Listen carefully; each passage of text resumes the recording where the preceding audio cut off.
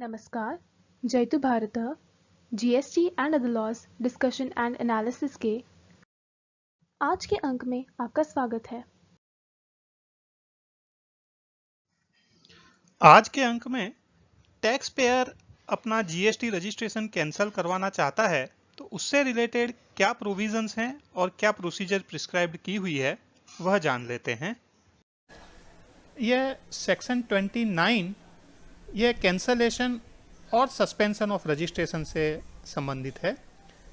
The proper officer में either on his own motion or on an application filed by the registered person or by his legal heirs in case of death of such person cancel the registration।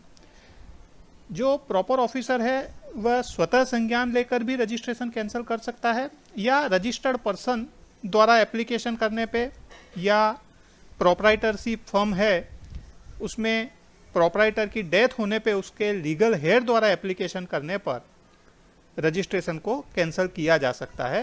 उसमें क्या क्या circumstances हो सकते हैं। A, the business has been discontinued, transferred fully for any reason including death of the proprietor, amalgamated with other legal entity, demerged और otherwise disposed of. जहां पर business को डिसकंटिन्यू कर दिया है या तो ट्रांसफर कर दिया है दूसरी एंटिटी को। उसमें अलग अलग रीजन हो सकते हैं, प्रोप्राइटर की डेथ हो गई या दो फर्म को अमालगमेट कर दिया गया है या डीमर्ज कर दिया है। B, there is any change in the constitution of the business. यदि बिजनेस का संविधान चेंज हो गया है, प्रोप्राइटरशिप फर्म में से पार्टनरशिप बन गई हो या पार्टनरशिप में से कंपनी बन गई हो, उस केस में भी रजिस्ट्रेशन पुराना कैंसिल करके नया लेना पड़ता है। The taxable person is no longer liable to be registered under section 22 और सेक्शन 24 और intends to opt out of the registration voluntarily made under subsection 3 of section 25। जो कंपलसरी रजिस्ट्रेशन की बात कही है सेक्शन 24 और सेक्शन 22 में, उसके तहत अब उसे रजिस्ट्रेशन की आवश्यकता नहीं है। कानून में ऐसा कोई बदलाव आया है जिससे उसे रजिस्ट्रेशन की आवश्यकता नहीं है, तब भी रजिस्ट्रेशन कैंसिल करवा सकते हैं। वॉलंटरी रजिस्ट्रेशन लिया हो जब टैक्स पेयर का टर्नओवर 20 लाख से या 40 लाख से कम हो और फिर भी रजिस्ट्रेशन लिया हो, उस केस में भी रजिस्टर्ड पर्सन रजिस्ट्रेशन कैंसिल करवा सकते हैं। और जो कैंसलेशन की प्रक्रिया है उसके दौरान रजिस्ट्रेशन को सस्पेंड माना जाएगा। यह प्रोविजो बाद में ऐड किया था जिससे कि रजिस्ट्रेशन की प्रक्रिया के दौरान टैक्स पेयर को कोई भी कंप्लायंस की आवश्यकता नहीं है, रिटर्न वगैरह फाइल करने की आवश्यकता नहीं है। ये जो सबसेक्शन 2 है ये सरकारी अधिकारी द्वारा रजिस्ट्रेशन कैंसिल करने से संबंधित है। कौन कौन सी परिस्थितियों में officer on his own motion registration cancel कर सकता है। Subsection 3, the cancellation of registration under this section shall not affect the liability of the person to pay tax and other dues under this act। केवल registration cancel होने मात्र से उसकी पुरानी कोई भी लायबिलिटी है टैक्स पेयर की वह ख़त्म नहीं हो जाती, वह तो उसको भरना ही पड़ेगा। चाहे वह टैक्स लायबिलिटी रजिस्ट्रेशन कैंसिल होने के पहले डिटरमिन की गई हो या रजिस्ट्रेशन कैंसिल करने के बाद में डिटरमिन की गई हो। तो यह चीज़ ध्यान में रखना बहुत आवश्यक है, क्योंकि कई टैक्स ऑफिसर्स के मन में यह दुविधा है कि एक बार रजिस्ट्रेशन कैंसिल कर देंगे तो बाद में यदि टैक्स पेयर की कोई लायबिलिटी अराइज होती है तो वह भरवा पाएंगे या नहीं भरवा पाएंगे। तो ये जो सब सेक्शन 3 ऑफ सेक्शन 29 है इसके अनुसार टैक्स लायबिलिटी खत्म नहीं होती है रजिस्ट्रेशन कैंसिल करने मात्र से। सब सेक्शन 4 के अंदर यदि सेंट्रल टैक्स की अथॉरिटी ने रजिस्ट्रेशन कैंसिल कर दिया है तो वह स्टेट टैक्स की अथॉरिटी के लिए भी रजिस्ट्रेशन कैंसिल ही माना जाएगा, और इसी प्रकार स्टेट टैक्स की अथॉरिटी ने रजिस्ट्रेशन कैंसिल कर दिया है तो वह सेंट्रल टैक्स की अथॉरिटी द्वारा भी रजिस्ट्रेशन कैंसिल माना जाएगा। जो भी रजिस्ट्रेशन जिसका कैंसिल होता है तो कैंसलेशन की डेट के समय जो भी इनपुट है, सेमी फिनिश गुड्स है, फिनिश गुड्स है और कैपिटल गुड्स है जिन पर इनपुट टैक्स क्रेडिट ली है, उस इनपुट टैक्स क्रेडिट को वापस सरकार को भुगतान करना पड़ेगा, क्योंकि उन इनपुट्स के ऊपर से फिनिश गुड्स बनाकर ड्यूटी भरकर जीएसटी भरकर क्लियरेंस नहीं किया गया है। The amount payable under subsection 5 shall be calculated in such manner as may be prescribed. इसके रूल्स में किस प्रकार से उसकी गणना करनी है वह बताया हुआ है, लेकिन वो उसके बारे में कभी और डिटेल में विस्तार में चर्चा करेंगे। यह जो रूल 20 है उसके अंदर यह बताया है कि सेक्शन 29 के अंतर्गत जो भी रजिस्ट्रेशन कैंसिल करवाने की एप्लीकेशन करनी है वह फॉर्म जीएसटी REG 16 में करनी है, और जब रजिस्ट्रेशन कैंसिल करवाने की स्थिति उत्पन्न होती है उसके 30 दिन के भीतर यह रजिस्ट्रेशन कैंसिल करवाने की एप्लीकेशन करनी है। उसमें फॉर्म के अंदर जो भी डिटेल्स दर्शाई गई है वो डिटेल्स आपको दर्शाकर एप्लीकेशन करनी है। रजिस्ट्रेशन कैंसिल करवाने के बाद में एक फाइनल रिटर्न फाइल करना होता है। उस फाइनल रिटर्न के लिए जो फॉर्म प्रिस्क्राइब किया हुआ है वह फॉर्म GSTR 10 प्रिस्क्राइब किया हुआ है। तो इस प्रकार से यह रजिस्ट्रेशन कैंसिल करवाने की प्रक्रिया कंप्लीट होती है।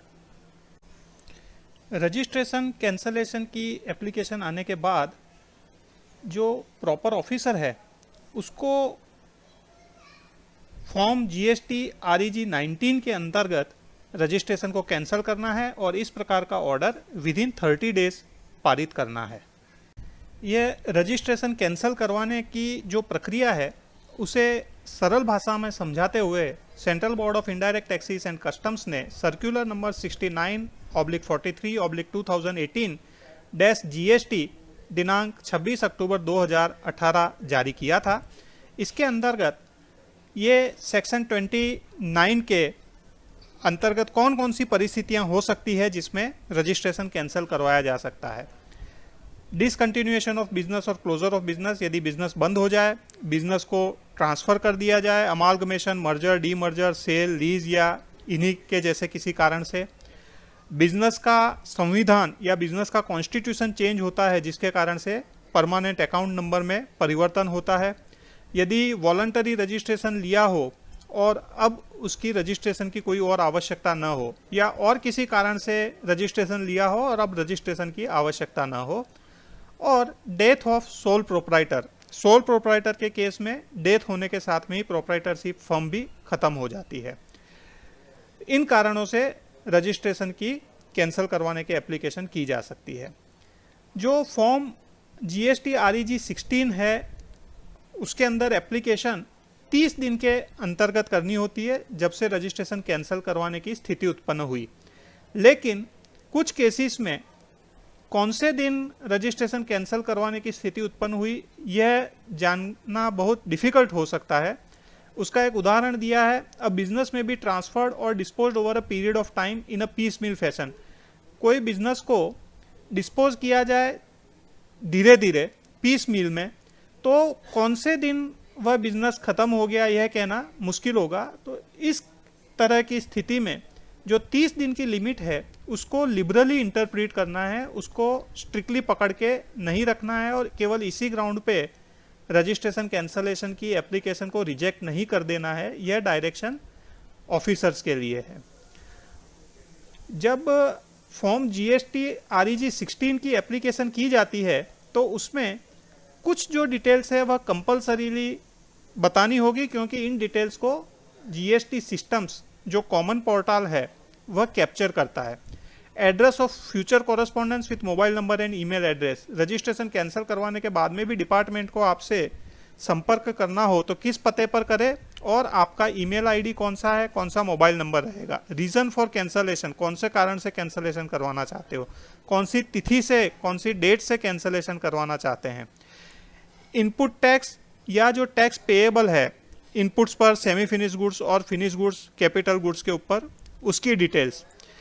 In case of transfer merger of business तो उनमें ट्रांसफर डीड या ऑनरेबल हाई कोर्ट का ऑर्डर से उसकी डिटेल्स। यदि return file, last return file किया है तो उसकी डिटेल्स भी देना है ARN नंबर के साथ में। ये सब डिटेल्स देने के बाद में जो कैंसलेशन की एप्लीकेशन है वह प्रॉपर ऑफिसर के डैशबोर्ड पर दिखेगी।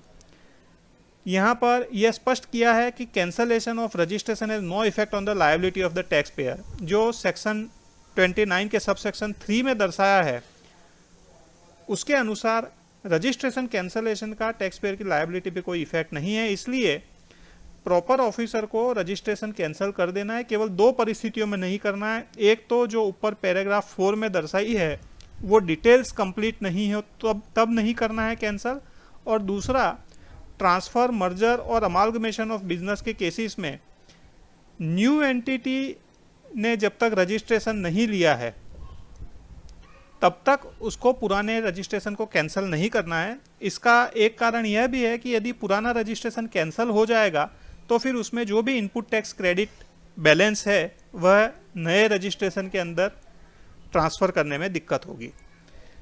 तो इस प्रकार से यदि कंप्लीट डिटेल्स के साथ में फॉर्म GST REG 16 फाइल कर दिया है तो order for cancellation form GST REG 19 के अंदर विदिन 30 डेज इश्यू कर देना है। जहां पर कंप्लीट डिटेल्स नहीं दी गई है या रजिस्ट्रेशन को कैंसिल नहीं करना है तो वहां पर सोकोज नोटिस या इंटीमेशन पार्टी को देकर टैक्स पेयर को आगे की कार्यवाही करनी है। जो फाइनल रिटर्न फाइल करना है रजिस्ट्रेशन कैंसिल होने के बाद वह फॉर्म GSTR 10 के अंदर करना है, और जिस डेट से रजिस्ट्रेशन कैंसिल हुआ है उसके विदिन 3 मंथ्स या जब रजिस्ट्रेशन कैंसलेशन का ऑर्डर है उसके 3 मंथ, दोनों में से जो बाद में हो उस तारीख तक 3 माह के भीतर फॉर्म GSTR 10 जमा करवा देना है। GSTR 10 के अंदर ये जो इनपुट टैक्स क्रेडिट कितनी डेबिट करना है उसकी कैलकुलेशन और वह सब करके वह अमाउंट फाइनली पेमेंट किया जाना है।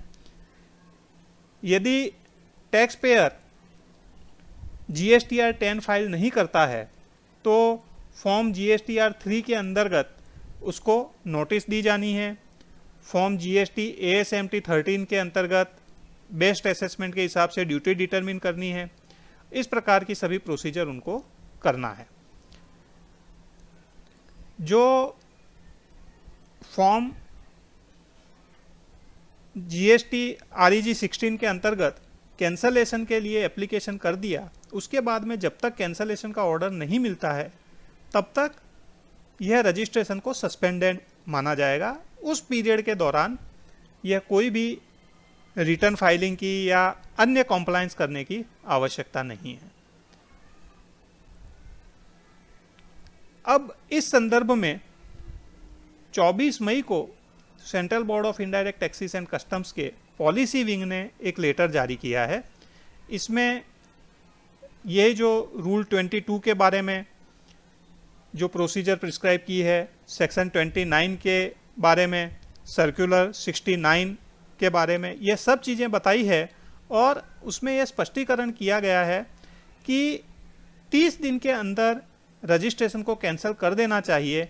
लेकिन कंट्रोलर एंड ऑडिटर जनरल ने ऑडिट के दौरान यह ऑब्जर्व किया है कि 30 दिन का पीरियड रूल 22 के सब रूल 3 के अंदर बताया होने के बावजूद भी 30 दिन में रजिस्ट्रेशन कैंसिल नहीं किए गए हैं, और कई केसेस में तो यह 120 दिन से भी ज़्यादा के पीरियड तक एप्लीकेशंस पेंडिंग ऑफिसर्स के पास पड़ी रही है।